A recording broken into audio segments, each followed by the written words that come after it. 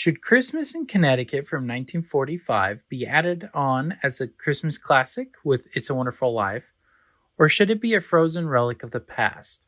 Find out today for the first Christmas movie review of 2022 on Really Old Movies.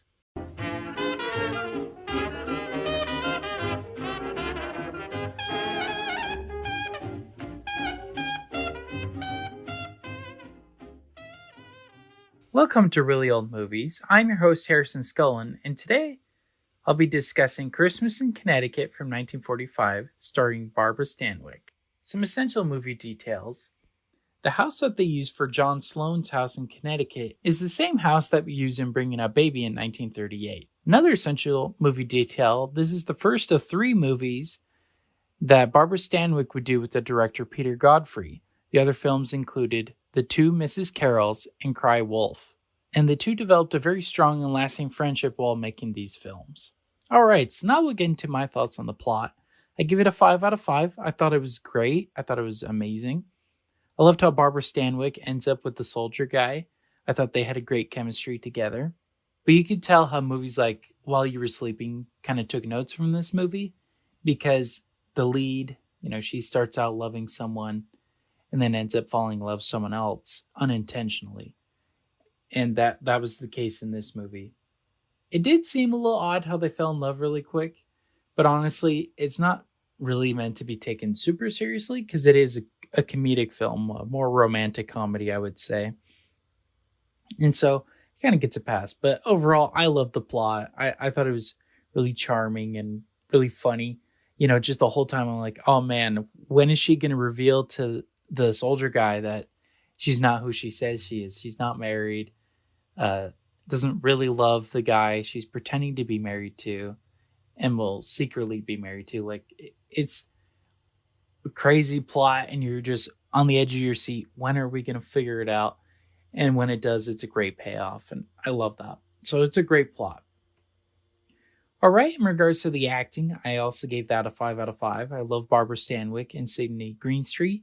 He plays kind of the boss character who the whole time Barbara Stanwyck's trying to hide the truth from him because he will fire her right away if he finds out she's been lying to him, because she has been, about how she's living this elaborate lifestyle, but in reality, she's just a poor, fake writer.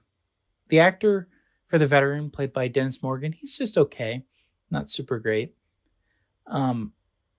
I did like how funny he was at the beginning in the, in the nurse or in the hospital and all of that. But it seems to me he kind of lost that humor later on in the movie and kind of was a little bit more charming than he was funny.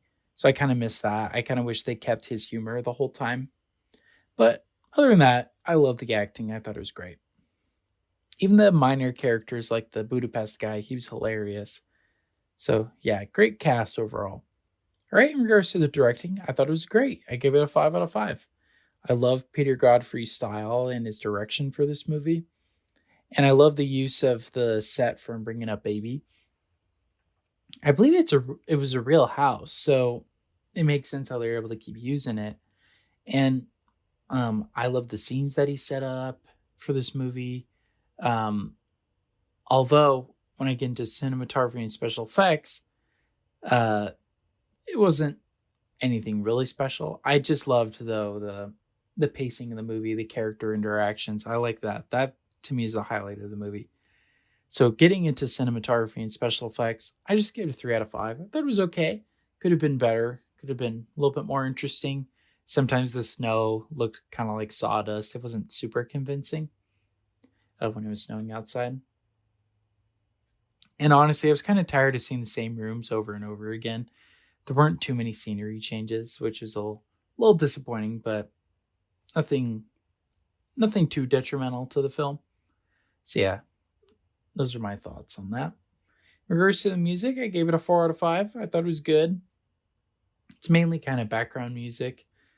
No one really sings or anything like that, like in It's a Wonderful Life or White Christmas. Nothing like that. It's not a musical at all. So I kind of miss that. I kind of wish there was a little bit more music, a little bit more charm to that. There is a scene with Barbara Stanwyck and Dean Morgan I'm sorry, Dennis Morgan, that they're he's like playing the piano and they're connecting that way. That's a nice scene right there, and I like the music in that. But I don't think music really plays a big role in this movie. It's more of the comedy, more of the dialogue. All right. So tallying all that up, that brings my letterbox score to a 4.4 out of 5, which I will be rounding to a 4 out of 5. So would I recommend this movie? Yes, but I still think It's a Wonderful Life, Miracle on 34th Street. I think those are kind of better Christmas movies and have more rewatchability. This one is kind of a cute, romantic one, but I don't know if I'll be watching it again next year or not. It didn't grasp at me as like a continual Christmas watch, like a perennial watch, I should say. This just felt like, yeah, it was nice to watch. So I don't think I'll ever watch it again. All right, well, those are my thoughts on Christmas in Connecticut from 1945. Thank you so much for listening to today's episode. Make sure to subscribe to our Instagram and Facebook at Really Old Movies, where I discuss details about the week's particular film. New podcast episodes are released Saturdays at 8 p.m. Pacific Standard Time on Apple Podcasts, Spotify, and Amazon Music. All right, thank you so much. This has been Really Old Movies. I'm your host, Harrison Scullin. Take care.